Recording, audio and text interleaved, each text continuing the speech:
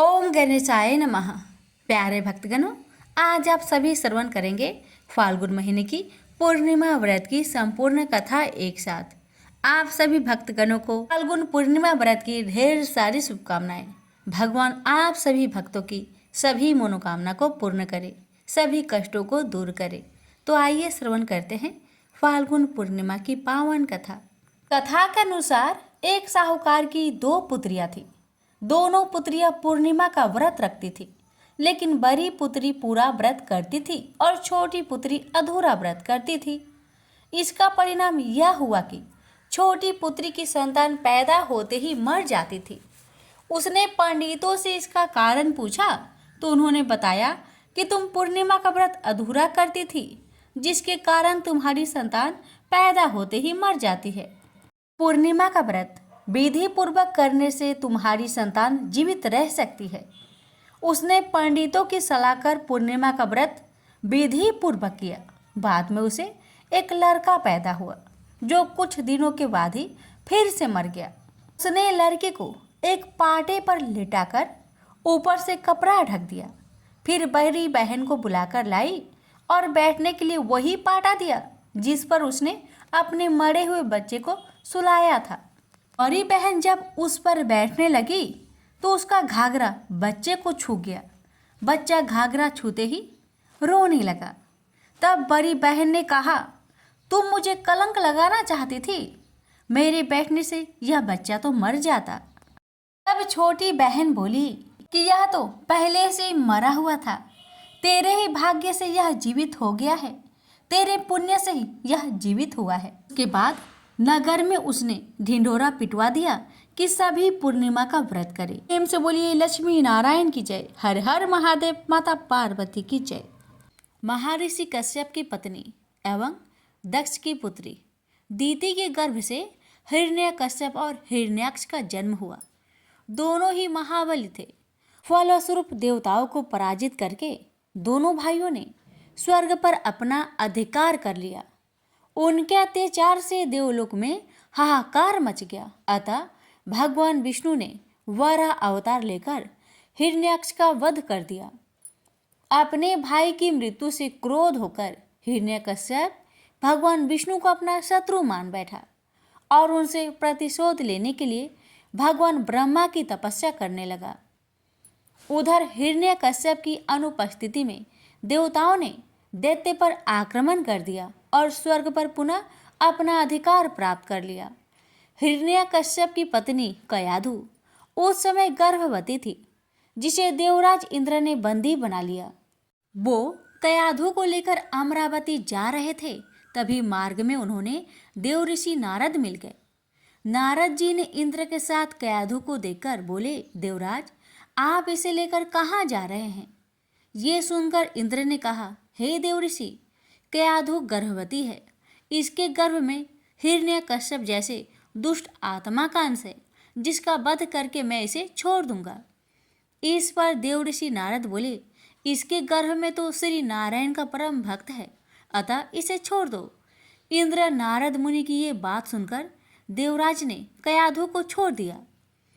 देव ऋषि नारद हिरण्यकश्यप की पत्नी को अपने आश्रम ले आए और बोले, बेटी, जब तक हिरण्यकश्यप की तपस्या पूरी नहीं हो जाती तुम निश्चिंत होकर यहीं रहो। तब से कयाधु देव ऋषि नारद के आश्रम में रहने लगी और उनके दिव्य प्रवचनों का रसपान भी करती रही, जिसका गर्भ में पल रहे शिशु पर बहुत गहरा प्रभाव हुआ। जब समय आया तो कयाधु ने एक पुत्र को जन्म दिया, जिसका नाम रखा गया प्रहलाद। इधर हिरण्यकश्यप की तपस्या जब पूरी हो गई तो ब्रह्मा जी ने प्रसन्न होकर उसे मनोवांछित वर प्रदान किया, जिसके पश्चात वो अपने राज्य वापस लौट आया। कयाधु भी प्रहलाद को लेकर अपने पति के पास चली आई।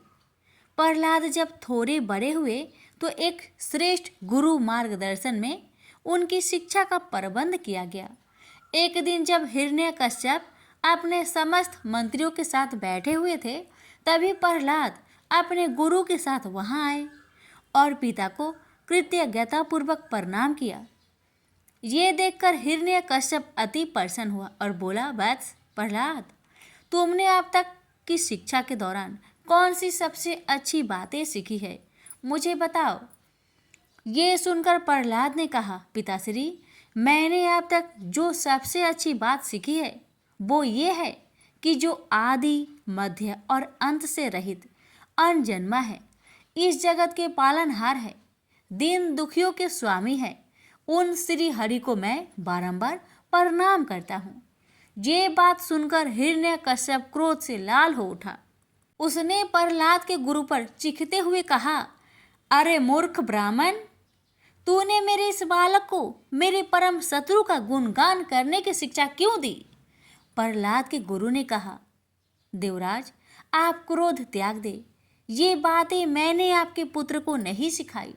ये सुनकर हिरण्यकश्यप आश्चर्यचकित हो गया और बोला, पुत्र, बताओ, तुम्हें ये उपदेश, ये शिक्षा किसने दी है? प्रहलाद बोले, हृदय में स्थित भगवान विष्णु ही तो संपूर्ण संसार के उपदेशक है, उनके अतिरिक्त कोई किसी को कुछ नहीं सिखा सकता। ये सुनकर हिरण्यकश्यप क्रोध से पागल हो उठा और बोला, अरे मूर्ख, मेरे सामने ये विष्णु कौन है? तू क्यों बार बार उस दुष्ट का नाम ले रहा है? क्या तू इसका परिणाम जानता है? हिरण्यकश्यप ने प्रहलाद को बहुत समझाया, मृत्यु दंड का भय दिखाकर भी विष्णु भक्ति से दूर करना चाहा, परंतु प्रहलाद के मन से भगवान विष्णु के प्रति श्रद्धा तनिक भी कम ना हुई। इसके पश्चात क्रोधित हिरण्यकश्यप ने अपने सेवकों को आज्ञा दी कि इस दूर आत्मा को मौत के घाट उतार दो। इस शत्रु प्रेमी से मुझे कोई लाभ नहीं है। यह कपूत तो अपने ही कुल का नाश कर देगा। दैत्यराज हिरण्यकश्यप की आज्ञा अनुसार उसके सैनिकों ने प्रहलाद पर तरह तरह के अत्याचार किए और उन्हें मारने का प्रयास किया, परंतु हरि कृपा के कारण वो सब प्रहलाद का बाल भी बांका करने में असमर्थ रहे। हिरण्यकश्यप यह सब देखकर बहुत क्रोधित हुआ। अंततः उसने अपनी बहन होलिका को आदेश दिया कि वो प्रहलाद को गोद में लेकर अग्नि में बैठ जाए, क्योंकि होलिका को यह वरदान प्राप्त था कि अग्नि से उससे कोई हानि नहीं होगी।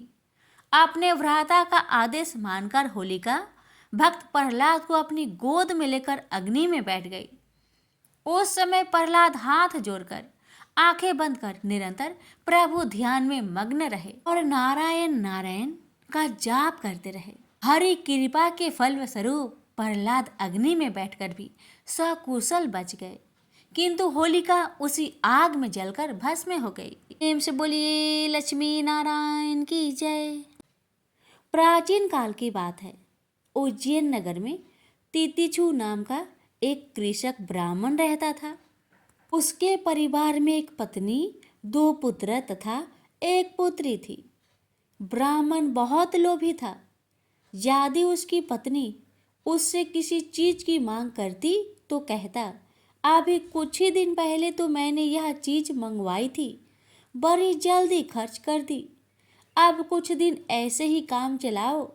यदि कोई मांगने वाला उसके दरवाजे पर आता तो कहता, भाग यहाँ से, हट्टा कट्टा होकर भी भीख मांगता है। यदि कोई मेहमान उसके घर पर आता तो वह मन ही मन कोढ़ता रहता। पत्नी, पुत्र, पुत्री ब्राह्मण पर कोढ़ते रहते, किंतु उस पर रत्ती भर भी असर न होता। अपने परिवार संबंधियों के लिए तितिक्षु जितना लोभी था, पर स्त्री और वेश्याओं के लिए उतना ही दयालु था। जब भी मौका मिलता वह वेश्याओं के कोठे पर जा धमकता और उन्हें मनमानी दौलत दे डालता। कुछ समय ऐसे ही बीता। एक दिन बड़े पुत्र ने अपनी माता से कहा, माँ, बहुत दिन से घर में नारायण की कथा नहीं हुई है, तुम कहो तो इस पूर्णिमा को हम कथा करवा ले। माँ बोली, इच्छा तो मेरी भी बहुत है बेटा, लेकिन तुम्हारे पिता से डर लगता है, वे कथा कराने की इजाज़त नहीं देंगे। पुत्र बोला, पिताजी की इजाज़त लेने की जरूरत नहीं पड़ेगी माँ, कथा के लिए मैंने कुछ धन इकट्ठा कर लिए हैं। ब्राह्मण को बताए बिना चुपके चुपके हरि कथा का आयोजन किया गया। जिस दिन कथा हो रही थी, ब्राह्मण को पता चला तो वह गुस्से में भड़कता हुआ वहां पहुंचा और बोला, मेरे बगैर पूछे मेरा धन लुटाया जा रहा है। मैं पूछता हूँ, इस कथा को कराने की क्या जरूरत थी? पुत्र बोला, यह आयोजन मैंने अपने पैसे जोड़ जोड़ कर किया है पिताजी, इसमें आपका एक भी पैसा नहीं लगा है। पिता गुस्से में भड़कता हुआ बोला, खामोश, मेरे ही घर में रहकर मुझसे जुबान लड़ाता है, तत्काल बंद कर दो ये सब ढोंग। मेरे घर में कोई कथा नहीं होगी। परिवार में कलह होते देख कथावाचक पंडित चुपचाप खिसक गए। कथा आयोजन अपूर्ण ही रह गया। ब्राह्मण को पाप कर्म में लिप्त देखकर देवता नाराज हो गए। इंद्र, अग्नि आदि ने विचार विमर्श किया। अग्निदेव बोले, तितिक्षु की पाप अपनी पराकाष्ठा पर पहुंच चुके हैं, उसे दंड देना बहुत जरूरी है। क्यों न उसका समस्त धन नष्ट कर दिया जाए, क्योंकि धन के बल पर ही वह अनाचार कर रहा है। इंद्र बोले, लेकिन अग्निदेव, उसका पूरा परिवार भगवान पर अटूट श्रद्धा रखता है, कहीं ऐसा ना हो कि तितिक्षु को दंड देते समय उन्हें भी कुछ कष्ट हो। अग्निदेव बोले, ऐसा नहीं होगा।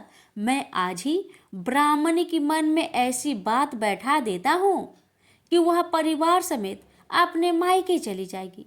जब ब्राह्मण अकेला रह जाएगा तो उसे दंड देना आसान होगा। अग्निदेव ने ब्राह्मणी के मन में ऐसी धारणा बैठा दी कि वह अपने बच्चों के साथ लेकर दूसरे ही दिन मायके चली गई। ब्राह्मण परिवार के जाते ही दूसरे दिन तितिक्षु का एक घनिष्ठ मित्र उसके पास पहुंचा और बोला, मित्र, एक अत्यंत आवश्यक कार्य से मुझे तुम्हारे पास आने की जरूरत पड़ गई। मुझे कुछ धन की आवश्यकता है, कुछ ही दिनों में मैं लौटा दूंगा।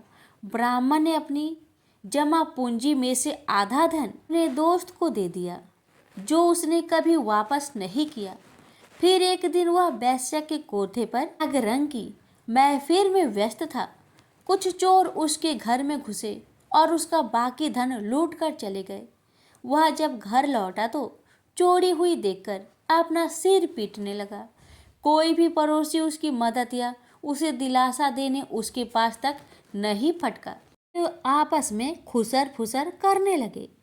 अभी तितिक्षु चोरी के गम से उभर भी नहीं पाया था कि एक दिन उसके घर में आग लग गई। वह चिल्ला चिल्ला कर मदद मांगता रहा, किंतु इस बार भी कोई पड़ोसी उसके जलते घर को बचाने नहीं आया। अब वह बहुत परेशान रहने लगा। कुछ धन मित्र ले गया, कुछ धन चोर ले गया। काफी बड़े धन का हिस्सा अग्नि की भेंट चढ़ गया। एक दिन राजा के दो सैनिक उसके पास पहुंचे और बोले, तितिक्षु, तुम पर आरोप है कि तुमने कई साल से राजा का कर नहीं चुकाया है, इसलिए राजा ने तुम्हें दरबार में बुलाया है। सैनिक तितिक्षु को लेकर राज दरबार में पहुंचे। राजा ने उसका अपराध सुनाया और कर न देने का कारण उसकी संपूर्ण संपत्ति को कुर्क करने का आदेश देते हुए कहा, इसकी सब संपत्ति कुर्क करके इसे शहर से बाहर निकाल दिया जाए, ताकि अन्य सभी कर चोरों को सबक मिले। तितिक्षु मारा मारा फिरने लगा। उसकी दाढ़ी बढ़ाई, कपड़े फटकर तार तार हो गए। वो जहाँ भी जाता बच्चे उसे पागल समझकर उस पर पत्थर मारते। अंत में जब वह बहुत बेहाल हो गया तो भूखे प्यास से व्याकुल होकर एक पुराने से मंदिर में पहुंचा।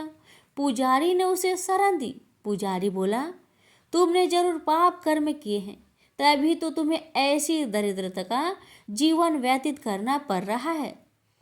तितिक्षु बोला, तो अब मैं क्या करूं, आप ही बताए। पुजारी बोला, यदि तुम सच्चे हृदय से अपने पापों का प्रायश्चित करोगे तो प्रभु तुम्हारी अपराध क्षमा कर देंगे।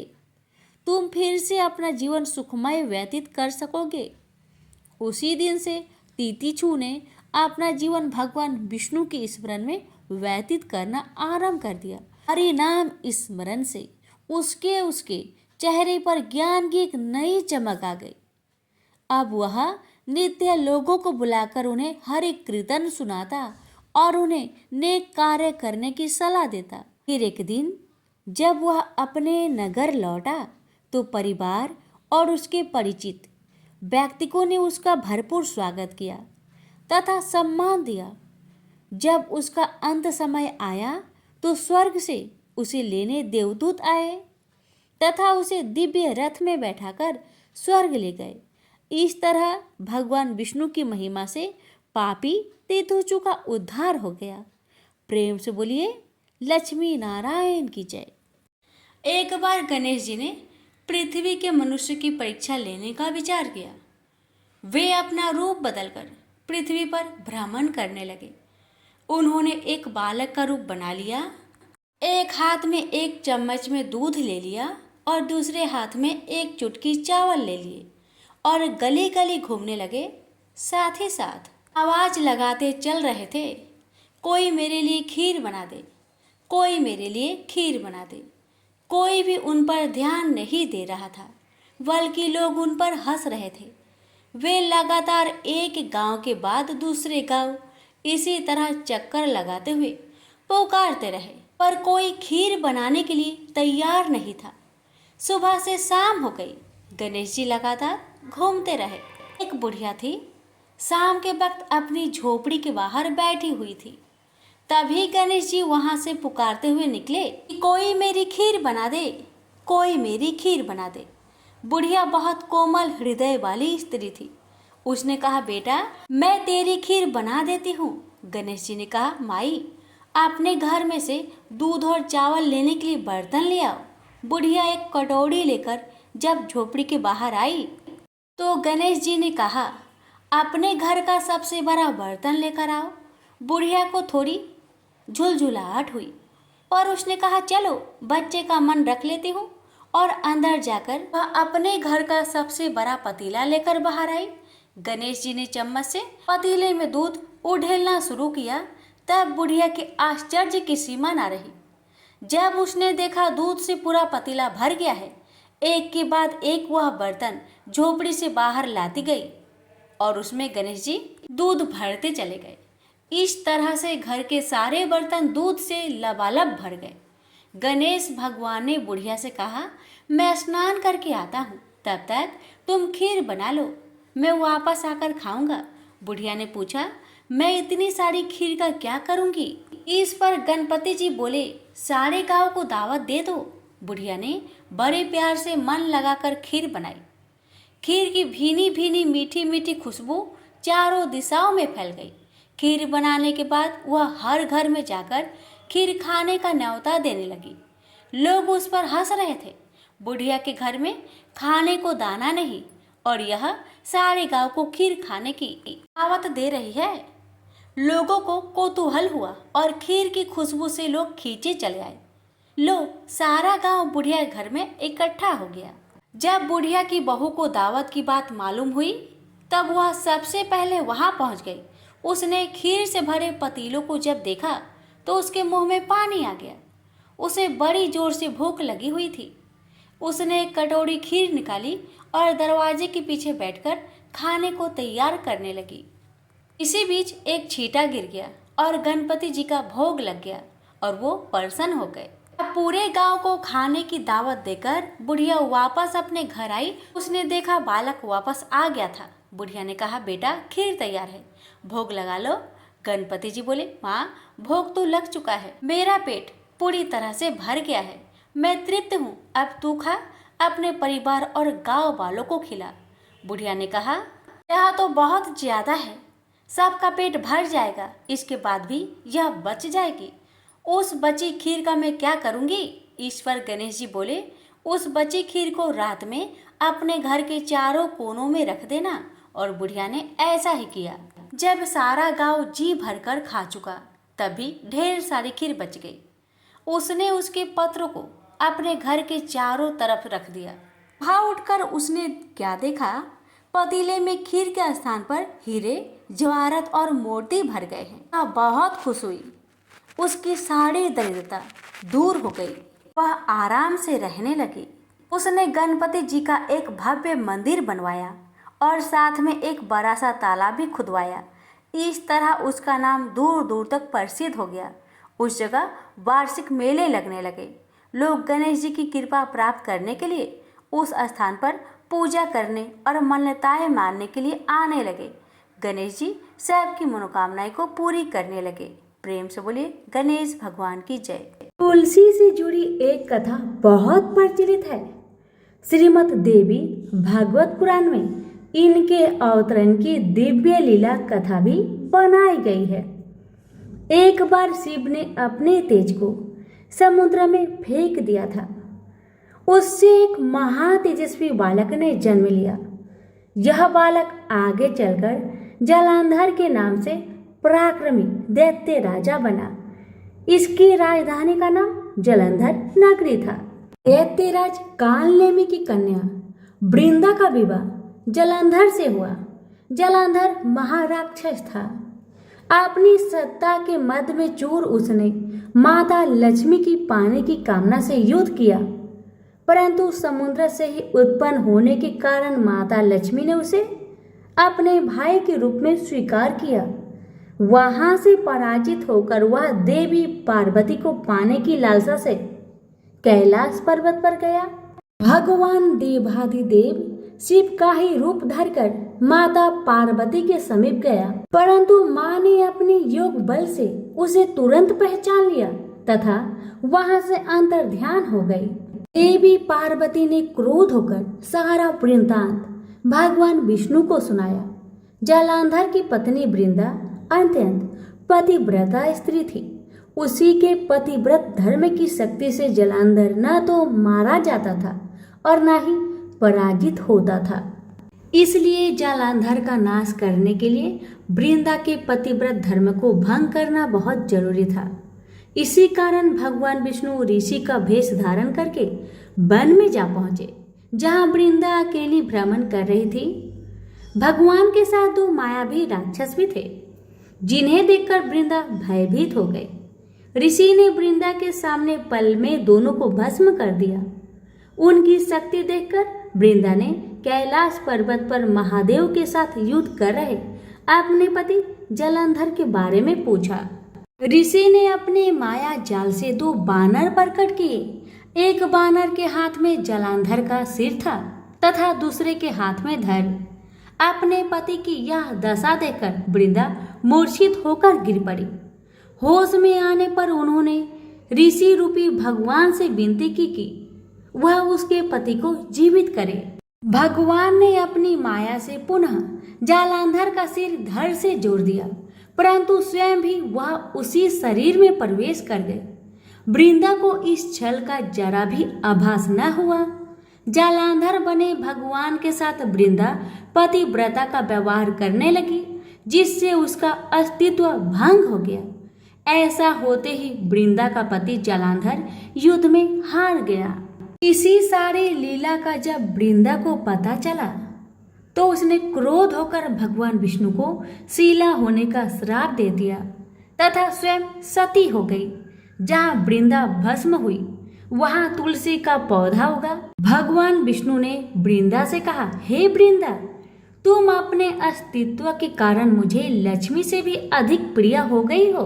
अब तुम तुलसी के रूप में सदा मेरे साथ रहोगी। जो मनुष्य भी मेरे शालिग्राम रूप के साथ तुलसी का विवाह करेगा उसे इस लोक और परलोक में विपुल यश प्राप्त होगा। जिस घर में तुलसी होती है वहां यम के दूत भी असमय नहीं जा सकते। गंगा व नर्मदा के जल में स्नान तथा तुलसी का पूजन बराबर माना जाता है। चाहे मनुष्य कितना भी पापी क्यों न हो, मृत्यु के समय जिसके प्राण मंजरी रहित तुलसी और गंगा जल मुख में रखकर निकल जाते हैं, वह पापों से मुक्त होकर बैकुंठ धाम को प्राप्त होता है। जो मनुष्य तुलसी व आंवलों की छाया में अपने पितरों का श्राद्ध करता है, उसके पितर मोक्ष को प्राप्त हो जाते हैं। उसी दैत्य जालंधर की यह भूमि जालंधर नाम से विख्यात है। सती वृंदा का मंदिर मोहल्ला कोट किशनचंद में स्थित है। कहते हैं इस स्थान पर एक प्राचीन गुफा थी जो सीधी हरिद्वार तक जाती थी।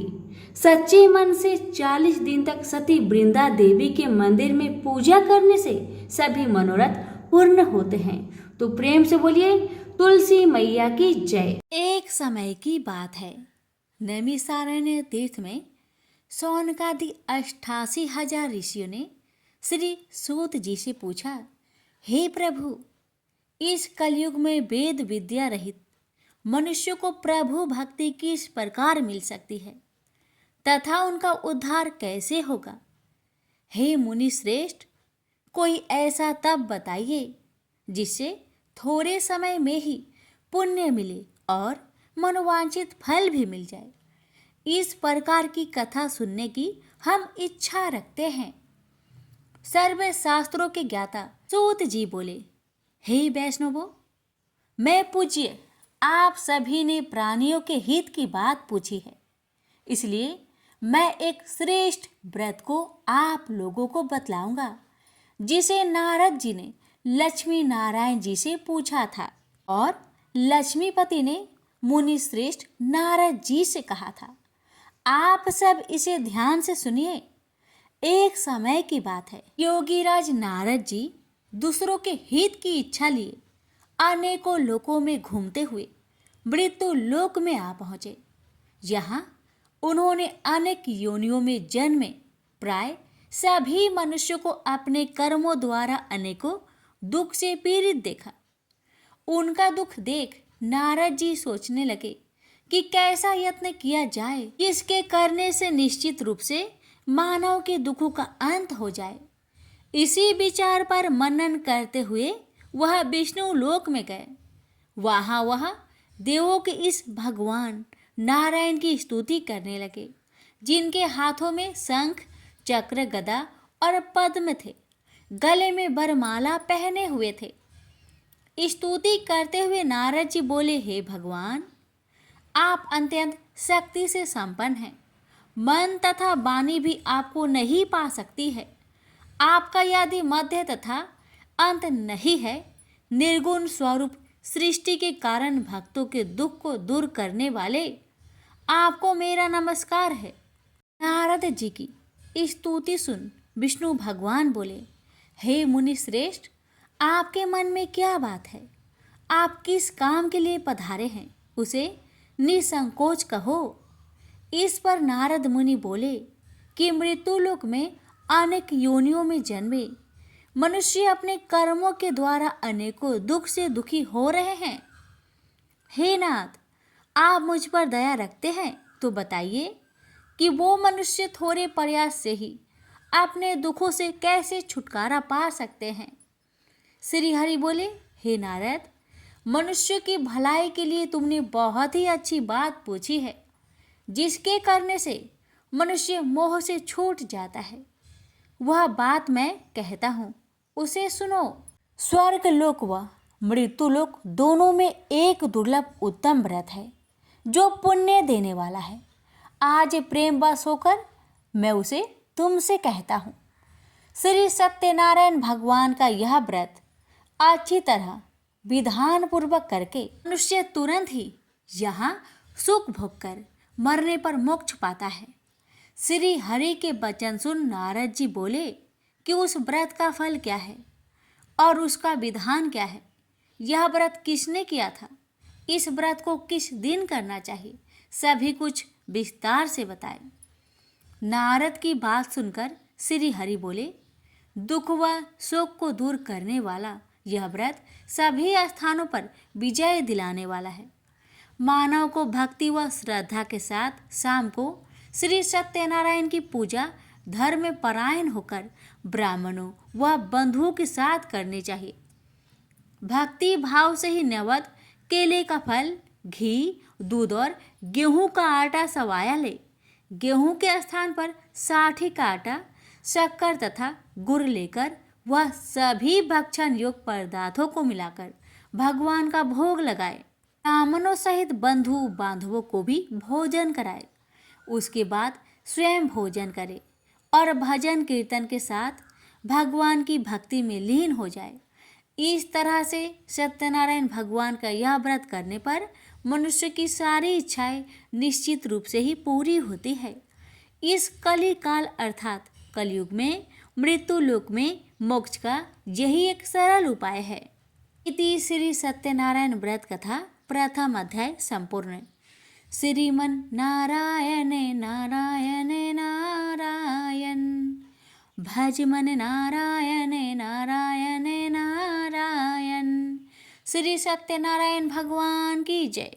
सूत जी बोले, हे ऋषियों, जिसने पहले समय में इस व्रत को किया था उसका इतिहास कहता हूँ, ध्यान से सुनो। सुंदर काशीपुरी नगरी में एक अत्यंत निर्धन ब्राह्मण रहता था।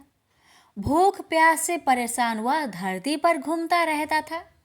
ब्राह्मणों से प्रेम करने वाले भगवान ने एक दिन ब्राह्मण का भेष धारण कर उसके पास जाकर पूछा, हे ब्रीप, नित्य दुखी होकर तुम पृथ्वी पर क्यों घूमते हो? दीन ब्राह्मण बोला, मैं निर्धन ब्राह्मण हूँ, भिक्षा के लिए धरती पर घूमता हूँ। हे भगवान, यदि आप इसका कोई उपाय जानते हो तो बताइए। वृद्ध ब्राह्मण कहता है कि सत्यनारायण भगवान मनोवांछित फल देने वाले हैं, इसलिए तुम उनका पूजन करो। इसे करने से मनुष्य सभी दुखों से मुक्त हो जाता है। वृद्ध ब्राह्मण बनकर आए सत्यनारायण भगवान उस निर्धन ब्राह्मण को व्रत का सारा विधान बताकर अंतर्ध्यान हो गए। मन ही मन सोचने लगा कि जिस व्रत को वृद्ध ब्राह्मण करने को कह गया है मैं उसे जरूर करूँगा। यह निश्चय करने के बाद उसे रात में नींद नहीं आई। वह सवेरे उठकर सत्यनारायण भगवान के व्रत का निश्चय कर भिक्षा के लिए चला गया। उस दिन निर्धन ब्राह्मण को भिक्षा में बहुत धन मिला, जिससे उसने बंधु बांधवों के साथ मिलकर श्री सत्यनारायण भगवान का व्रत संपन्न किया। भगवान सत्यनारायण का व्रत संपन्न करने के बाद वह निर्धन ब्राह्मण सभी दुखों से छूट गया और अनेक प्रकार की संपत्तियों से युक्त हो गया। उसी समय से यह ब्राह्मण हर माह इस व्रत को करने लगा। इस तरह से सत्यनारायण भगवान के व्रत को जो भी मनुष्य करेगा वह सभी प्रकार के पापों से छूटकर मोक्ष को प्राप्त होगा। जो मनुष्य इस व्रत को करेगा वह भी सभी दुखों से मुक्त हो जाएगा। सूत जी बोले कि इस तरह से नारद जी से नारायण जी का कहा हुआ श्री सत्यनारायण व्रत को मैंने तुमसे कहा। हे वृपो, मैं अब और क्या कहूँ? ऋषि बोले, हे मुनिवर, संसार में उस व्रीप से सुनकर और किस किस ने इस व्रत को किया, हम सब इस बात को सुनना चाहते हैं। इसके लिए हमारे मन में श्रद्धा का भाव है। सूत जी बोले, हे मुनियों, जिसने इस व्रत को किया है वह सब सुनो। एक समय वही व्रीप धन व ऐश्वर्य के अनुसार अपने बंधु बांधवों के साथ इस व्रत को करने को तैयार हुआ। उसी समय एक लकड़ी बेचने वाला बूढ़ा आदमी आया और लकड़ियाँ बाहर रखकर अंदर ब्राह्मण के घर में गया। प्यास से दुखी वह लकड़हारा उनको व्रत करते देख व्रीप को नमस्कार कर पूछने लगा कि आप यह क्या कर रहे हैं तथा इसे करने से क्या फल मिलेगा, कृपया मुझे भी बताइए। ब्राह्मण ने कहा कि सब मनोकामनाओं को पूरा करने वाला यह सत्यनारायण भगवान का व्रत है। इनकी कृपा से ही मेरे घर में धन्य धान्य आदि की वृद्धि हुई है। व्रीप से सत्यनारायण व्रत के कथा के बारे में जानकर लकड़हारा बहुत प्रसन्न हुआ। चरणामृत लेकर वह प्रसाद खाने के बाद वह अपने घर गया। लकड़हारे ने अपने मन में संकल्प किया कि आज लकड़ी बेचने से जो धन मिलेगा उसी से श्री सत्यनारायण भगवान का उत्तम व्रत करूँगा।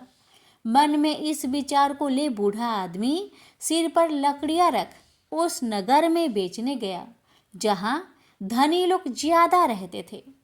उस नगर में उसे अपनी लकड़ियों का दाम पहले से 4 गुना अधिक मिलता है।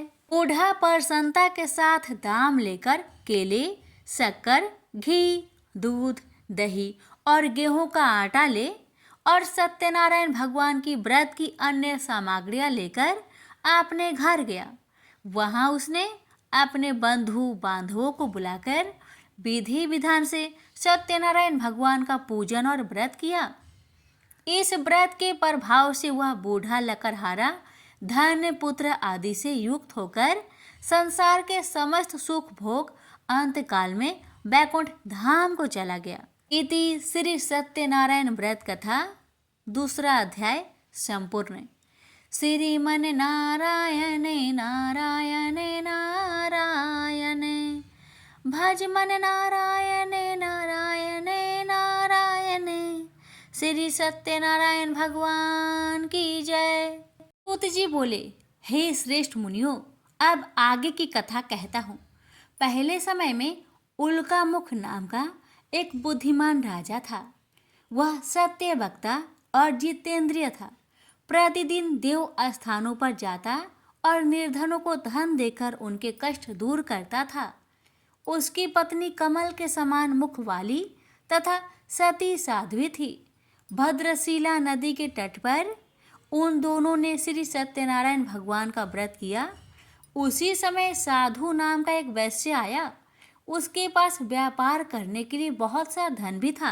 राजा को व्रत करते देखकर वह विनय के साथ पूछने लगा, हे राजन, भक्ति भाव से पूर्ण होकर आप यह क्या कर रहे हैं? मैं सुनने की इच्छा रखता हूँ, तो आप मुझे बताए। राजा बोले, हे साधु, अपने बंधु बांधवों के साथ पुत्र आदि की प्राप्ति के लिए एक महाशक्तिमान श्री सत्यनारायण भगवान का व्रत व पूजन कर रहा हूँ। राजा के वचन सुन साधु आदर से बोला, हे राजन, मुझे इस व्रत का सारा विधान कहिए। आपके कथा अनुसार मैं भी इस व्रत को करूँगा। मेरी भी संतान नहीं है और इस व्रत को करने से निश्चित रूप से मुझे संतान की प्राप्ति होगी। राजा से व्रत का सारा विधान सुनकर व्यापार से निवृत्त हो वह अपने घर गया। साधु वैश्य ने अपनी पत्नी को संतान देने वाले इस व्रत का वर्णन कह सुनाया और कहा कि जब मेरी संतान होगी तब मैं इस व्रत को करूँगा।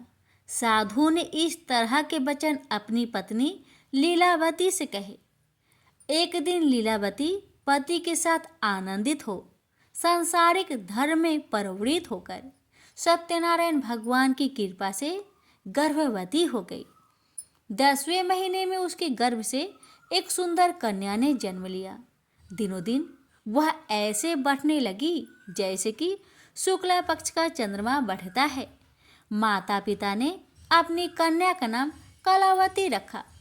एक दिन लीलावती ने मीठे शब्दों में अपने पति को याद दिलाया कि आपने सत्यनारायण भगवान के जिस व्रत को करने का संकल्प किया था उसे करने का समय आ गया है।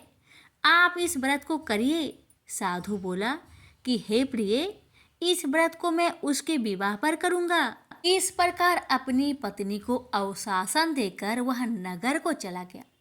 कलावती पिता के घर में रह वृद्धि को प्राप्त हो गई।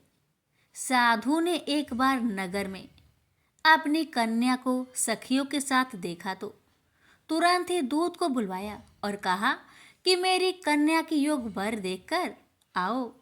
साधु की बात सुनकर दूत कंचन नगर में पहुंचा और वहां देखभाल कर लड़की के सुयोग बनिक पुत्र को ले आया। सुयोग लड़के को देख साधु ने बंधु बांधवों को बुलाकर अपनी पुत्री का विवाह कर दिया। लेकिन दुर्भाग्य की बात ये कि साधु ने अभी भी श्री सत्यनारायण भगवान का व्रत नहीं किया। इस पर श्री भगवान क्रोधित हो गए और श्राप दिया कि साधु को अत्यधिक दुख मिले। अपने कार्य में कुशल साधु बनिया जमाई को लेकर समुद्र के पास स्थित होकर रत्नासारपुर नगर में गया। वहां जाकर दामाद ससुर दोनों मिलकर चंद्रकेतु राजा के नगर में व्यापार करने लगे। एक दिन भगवान सत्यनारायण की माया से एक चोर राजा का धन चुराकर भाग रहा था। उसने राजा के सिपाहियों को अपना पीछा करते देख चुराया हुआ धन वहां रख दिया जहां साधु अपने जामाई के साथ ठहरा हुआ था। राजा के सिपाहियों ने साधु वैश्य के पास राजा का धन पड़ा देखा तो वह ससुर जामाई दोनों को बांधकर प्रसन्नता से राजा के पास ले गए और कहा कि उन दोनों चोरों को हम पकड़ लाए हैं, आप आगे की कार्रवाई की आज्ञा दें। राजा की आज्ञा से उन दोनों को कठिन कारावास में डाल दिया गया और उनका सारा धन भी उनसे छीन लिया गया। श्री सत्यनारायण भगवान के शराप से साधु की पत्नी भी बहुत दुखी हुई। घर में जो धन रखा था उसे चोर चुरा ले गए। शारीरिक तथा मानसिक पीड़ा व भूख प्यास से अति दुखी हो अन्न की चिंता में कालावती के ब्राह्मण के घर गई। वहां उसने श्री सत्यनारायण भगवान का व्रत होते देखा, फिर कथा भी सुनी। वह प्रसाद ग्रहण कर वह रात को घर वापस आई। माता ने कलावती से पूछा कि हे पुत्री, अब तक तुम कहाँ थी, तेरे मन में क्या है? कलावती ने अपने माता से कहा, हे माता, मैंने एक ब्राह्मण के घर में श्री सत्यनारायण भगवान का व्रत देखा है। कन्या के वचन सुन लीलावती भगवान की पूजन की तैयारी करने लगी। लीलावती ने परिवार व बंधुओं सहित सत्यनारायण भगवान का पूजन किया और उनसे वर मांगा कि मेरे पति तथा जमाई शीघ्र घर आ जाए। साथ ही यह भी प्रार्थना की कि हम सबका अपराध क्षमा करें। श्री सत्यनारायण भगवान इस व्रत से संतुष्ट हो गए और राजा चंद्रकेतु को सपने में दर्शन दे कहा कि हे राजन, तुम उन दोनों वेश्या को छोड़ दो और तुमने उनका जो धन लिया है उसे वापस कर दो। अगर ऐसा नहीं किया तो मैं तुम्हारा धन, राज्य व संतान सभी को नष्ट कर दूंगा। राजा को यह सब कहकर वह अंतर्ध्यान हो गए। अतः काल सभा में राजा ने अपना सपना सुनाया। फिर बोले कि बानिक पुत्र को कैद से मुक्त कर सभा में लाओ। दोनों ने आते ही राजा को प्रणाम किया। राजा मीठी बानी से बोला, हे महानुभावों, भाग्यवश ऐसा कठिन दुख तुम्हें प्राप्त हुआ है, लेकिन अब तुम्हें कोई भय नहीं है। ऐसा कह राजा ने उन दोनों को नए वस्त्र भूषण भी पहनाए और जितना धन उनका लिया था उससे 2 गुना धन वापस कर दिया।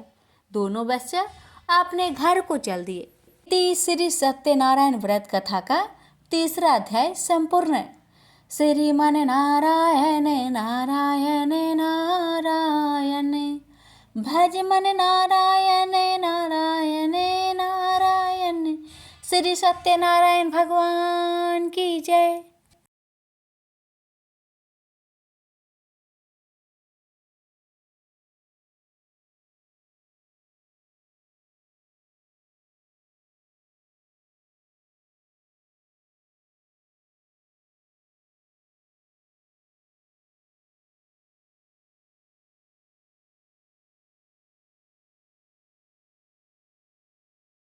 सूत जी बोली, वेश्या ने मंगलाचार कर अपनी यात्रा आरंभ की और अपने नगर की ओर चल दिया। उसके थोड़ी दूर जाने पर एक दंड भेषधारी श्री सत्यनारायण ने उनसे पूछा, हे साधु, तेरी नाव में क्या है? अभिमानी बानिक हंसता हुआ बोला, हे दंडी, आप क्यों पूछते हो? क्या धन लेने की इच्छा है? मेरी नाव में तो बेल व पत्ते भरे हुए हैं। वैश्या के कठोर वचन सुन भगवान बोले, तुम्हारा वचन सत्य हो। दंडी ऐसे वचन कहे वहां से दूर चले गए। कुछ दूर जाकर समुद्र के किनारे बैठ गए। दंडी के जाने के बाद साधु वैश्या ने नित्य क्रिया के पश्चात नाव को ऊंची उठते देखकर अचंभा माना और नाव में बेल पत्ते आदि देख वह मूर्छित हो जमीन पर गिर पड़ा। मूर्छा खोलने पर वह अत्यंत शोक में डूब गया। तब उसका दामाद बोला कि आप शोक ना मनाए, यह दंडी का श्राप है, इसलिए हमें उनकी शरण में जाना चाहिए, तभी हमारी मनोकामना पूरी होगी। दामाद की बात सुनकर वह दंडी के पास पहुंचा और अत्यंत भक्ति भाव नमस्कार करके बोला, मैंने आपसे जो असत्य वचन कहे थे उनके लिए मुझे क्षमा दे। ऐसा कह कहकर महान शोकातुर हो रोने लगा। दंडी भगवान बोले, हे बानिक पुत्र, मेरी आज्ञा से बार बार तुम्हें दुख प्राप्त हुआ है, तू मेरी पूजा से विमुख हुआ। साधु बोला, हे भगवान, आपकी माया से ब्रह्मा आदि देवता भी आपके रूप को नहीं जानते, तब मैं अज्ञानी कैसे जान सकता हूँ? आप प्रसन्न होइए, अब मैं सामर्थ्य के अनुसार आपकी पूजा करूँगा। मेरी रक्षा करो और पहले के समान नौका में धन भर दो। साधु वैश्य के भक्ति पूर्वक वचन सुनकर भगवान प्रसन्न हो गए और उसकी इच्छा अनुसार वरदान देकर अंतर ध्यान हो गए। ससुर जमाई जब नाव पर आए तो नाव धन से भरी हुई थी। फिर वही अपने अन्य साथियों के साथ सत्यनारायण भगवान का पूजन कर अपने नगर को चल दिए। जब नगर के नजदीक पहुंचे तो दूत को घर पर खबर करने के लिए भेज दिया। दूत साधु की पत्नी को प्रणाम कर कहता है कि मालिक अपने दामाद सहित नगर के निकट आ गए हैं। दूत की बात सुन साधु की पत्नी लीलावती ने बड़े हर्ष के साथ सत्यनारायण भगवान का पूजन कर अपनी पुत्री कलावती से कहा कि मैं अपने पति के दर्शन को जाती हूँ, तो कार्य पूर्ण कर शीघ्र आ जाना। माता के ऐसे वचन सुन कलावती जल्दी में प्रसाद छोड़ अपने पति के पास चली गई। प्रसाद की अवज्ञा के कारण श्री सत्यनारायण भगवान रुष्ट हो गए और नाव सहित उसके पति को पानी में डुबो दिए। कलावती अपने पति को वहां ना पाकर रोती हुई जमीन पर गिर गई। नौका को डूबा हुआ देख वह कन्या को रोता देख साधु दुखी होकर बोला कि हे प्रभु, मुझसे तथा मेरे परिवार से जो भूल हुई है उसे क्षमा करे। साधु के दीन वचन सुनकर श्री सत्यनारायण भगवान प्रसन्न हो गए और आकाशवाणी हुई, हे साधु, तेरी कन्या मेरे प्रसाद को छोड़कर आई है, इसलिए उसका पति अदृश्य हो गया है। यदि वह घर जाकर प्रसाद खाकर लौटती है तो इसे उसका पति अवश्य मिलेगा। ऐसी आकाशवाणी सुन कलावती घर पहुंचकर प्रसाद खाती है और फिर आकर अपने पति के दर्शन करती है। उसके बाद साधु अपने बंधु बांधवों सहित श्री सत्यनारायण भगवान का विधि विधान से पूजन करता है। इस लोक का सुख भोग वह अंत में स्वर्ग जाता है। इति श्री सत्यनारायण व्रत कथा चतुर्थ अध्याय संपूर्ण। श्रीमन नारायणे नारायणे नारायणे भज मन नारायणे नारायणे नारायण। श्री सत्यनारायण भगवान की जय। श्री सूत जी बोले, हे ऋषियों, मैं और भी एक कथा सुनाता हूँ, उसे भी ध्यान पूर्वक सुनो। प्रजा पालन में लीन तुंगध्वज नाम का एक राजा था। उसने भी भगवान का प्रसाद त्याग कर बहुत ही दुख प्राप्त किया। एक बार वन में जाकर वन्य पशुओं को मारकर वह बर के पेड़ के नीचे आया। वहां उसने ग्वालों को भक्ति भाव से अपने बंधुओं सहित सत्यनारायण भगवान का पूजन करते देखा। अभिमानवश राजा ने उन्हें देखकर भी पूजा स्थान में नहीं गया, ना ही उसने भगवान को नमस्कार किया। ग्वालों ने राजा को प्रसाद दिया, लेकिन उसने वह प्रसाद नहीं खाया और प्रसाद को वहीं छोड़कर वह अपने नगर को चला गया। जब वह नगर में पहुंचा तो वहां सब कुछ तहस नहस हुआ पाया, तो वह शीघ्र ही समझ गया कि यह सब भगवान ने ही किया है। वह दोबारा ग्वालों के पास पहुंचा और विधि पूर्वक पूजा कर प्रसाद खाया, तो श्री सत्यनारायण भगवान की कृपा से सब कुछ पहले जैसा हो गया। दीर्घ काल तक सुख भोगने के बाद मरोना उपरांत उसे स्वर्ग लोक की प्राप्ति हुई। तो मनुष्य परम दुर्लभ इस व्रत को करेगा तो भगवान सत्यनारायण की अनुकंपा से उसे धन्य धान्य की प्राप्ति होगी। निर्धन धनी हो जाता है और भय मुक्त हो जीवन जीता है। संतानहीन मनुष्य को संतान सुख मिलता है और सारे मनोरथ पूर्ण होने पर मानव अंत काल में वैकुंठ धाम को जाता है। सूत जी बोले, जिन्होंने पहले इस व्रत को किया है, अब उनके दूसरे जन्म की कथा कहता हूँ। वृद्ध संतानंद ब्राह्मण ने सुदामा का जन्म लेकर मोक्ष की प्राप्ति की। लकरहारे ने अगले जन्म में निषाद बनकर मोक्ष प्राप्त किया। उल्कामुख नाम का राजा दशरथ होकर बैकुंठ को गए। साधु नाम के वैश्य ने मोरध्वज बनकर अपने पुत्र को आरे से चीरकर मोक्ष पाया। महाराज तुंगध्वज ने स्वयंभू होकर भगवान में भक्ति युक्त हो कर्म कर मोक्ष पाया। श्री सत्यनारायण व्रत कथा का 5वां अध्याय संपूर्ण हुआ। श्रीमन नारायण नारायण नारायण, भज मन नारायण नारायण नारायण। श्री सत्यनारायण भगवान की जय। श्रवण करें श्री सत्यनारायण भगवान की आरती। जय लक्ष्मी रमना स्वामी, जय लक्ष्मी रमना, सत्यनारायण स्वामी जनपात के हरना। ओम जय लक्ष्मी रमना स्वामी, जय लक्ष्मी रमना, रत्न जरित सिंहासन अद्भुत छवि राजे, नारद करत नीराजन घंटा ध्वनि बाजे। ओम जय लक्ष्मी रमना स्वामी, जय लक्ष्मी रमना, प्रकट भय काली कारण द्विज को दर्श दियो, बूढ़ा ब्राह्मण बनकर कंचन महल कियो।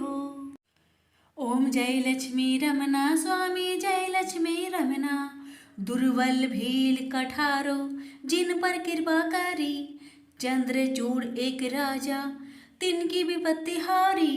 ओम जय लक्ष्मी रमना स्वामी, जय लक्ष्मी रमना, वैश्य मनोरथ पावो श्रद्धा तज दिन ही, सो फल भोग्यो प्रभु जी फिर स्तुति किन्ही।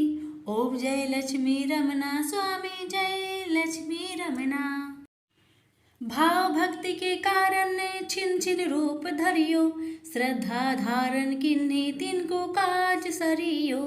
ओम जय लक्ष्मी रमना स्वामी, जय लक्ष्मी रमना, ग्वाल बाल संग राजा बन में भक्तिकारी, मनोवांछित फल दीन्हो दिन दयाल हरि। ओम जय लक्ष्मी रमना स्वामी, जय लक्ष्मी रमना, चढ़त प्रसाद सवायो कदली फल मेवा, धूप दीप तुलसी से राजी सत्य देवा। ओम जय लक्ष्मी रमना स्वामी, जय लक्ष्मी रमना, श्री सत्यनारायण जी की आरती जो कोई नर गावे, रिद्धि सिद्धि सुख संपत्ति सहज रूपे पावे। जय लक्ष्मी रमना स्वामी, जय लक्ष्मी रमना, सत्यनारायण स्वामी जनपात के हरना। प्रेम से बोलिए श्री सत्यनारायण भगवान की जय।